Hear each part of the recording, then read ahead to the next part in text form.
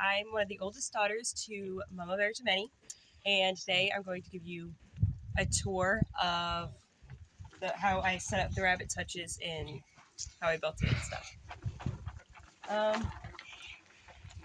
So I already originally had like this frame, and we had like wire cages set in, but then I wanted like wire bottoms like that. Yeah, it was like I didn't like that it didn't have a wire bottom where their poop and stuff could just fall through.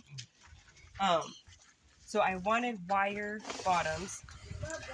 So we took the cages out and then just laid out all wire on the bottom. And then we built walls. This is just OSB. We had some friends come up and they helped us build a wall inside the house. And so I just took the scraps from that and used it for walls on here.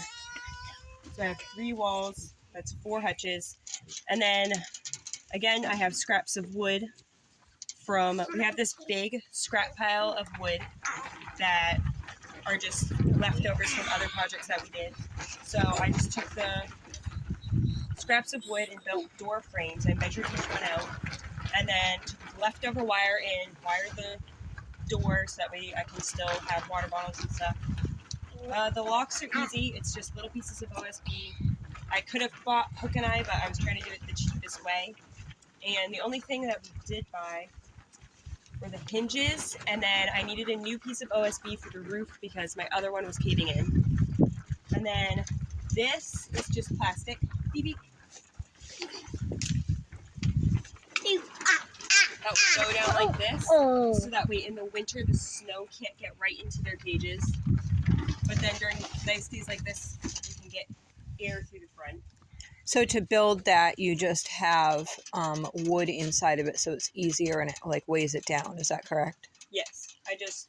This is leftover plastic from our high tunnel, and so I just cut a piece of that, and then to weigh it down so that way it's not just flying everywhere, it's just 2 pieces of wood rolled up and then screwed with the plastic between it. So then I pretty much built this one the same way. I had to buy more wire. Like for this one, it was just leftover wire that we had from other projects. For this one, for the bottom, I had to buy more wire. And then I used scraps for the doors. The locks are a little different. I could have bought a hook and eye, but I didn't want to spend the money on that. So I just did a U-nail and then wire. So it's like a hook and eye, but in a cheap way. Creative for people who want to get in there. I could have done, I did wood with those ones because they were flush, but for most of these ones, they weren't flush because of the way we built the frame beforehand.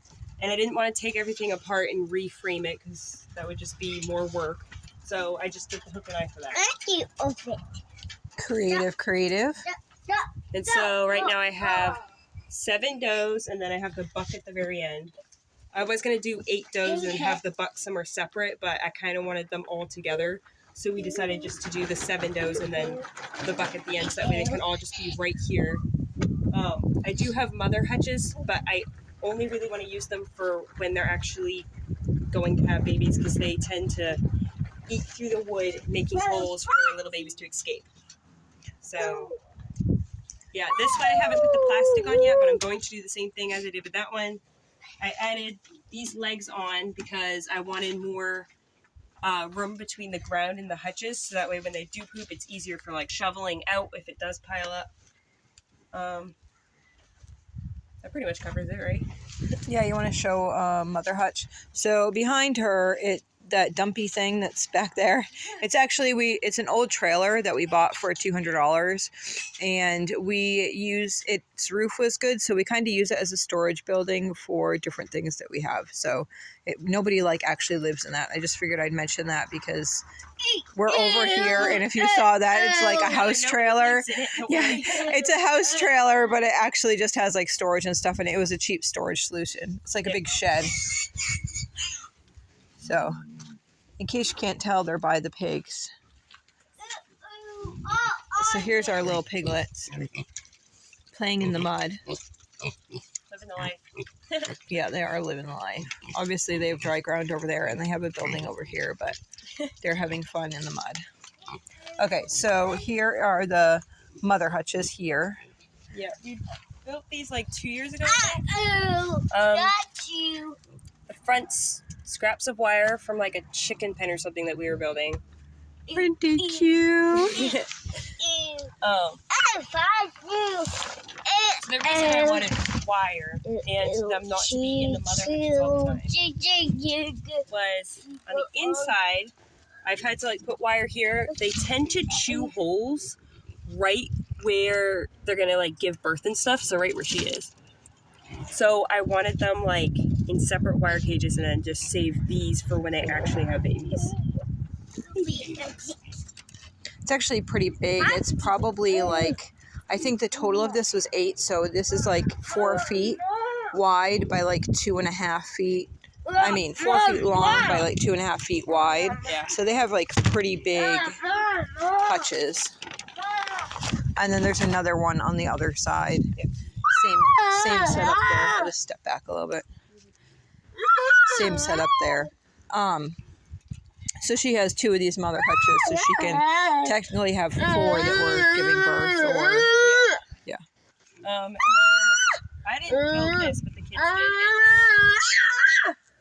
I guess you could call it a rabbit trailer. But right now we don't really have a lot of grass because it's October, but in the summer anyway, it'll be good. We have nice wide bottoms, so that way the grass can come up. These guys I just have out here because they're going to be going in the like freezer. 2x4 field fence on the bottom. Yeah. And then we just cover the top here. Yep.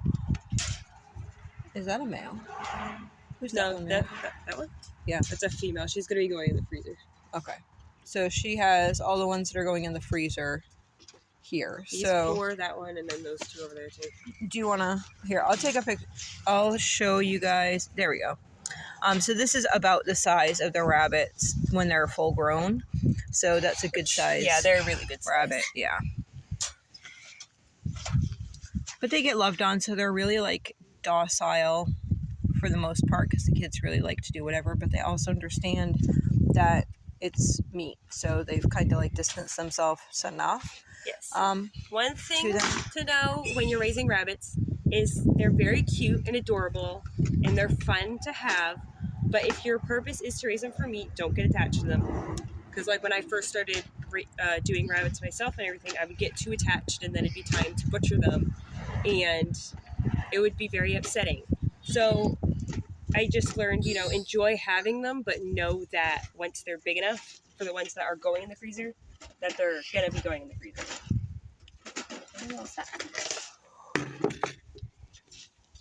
Because rabbits are a very cute animal, and I know that a lot of people get attached to them and they're like, oh, how could you kill it? And it's like, it's another meat source that's part of living on a farm.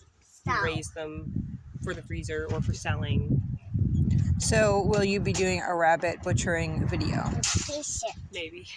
Okay, if you would be interested in seeing a rabbit butchering video, then in the description box below, write down that you'd be interested in seeing how that process is done. All right, so you guys have a great day.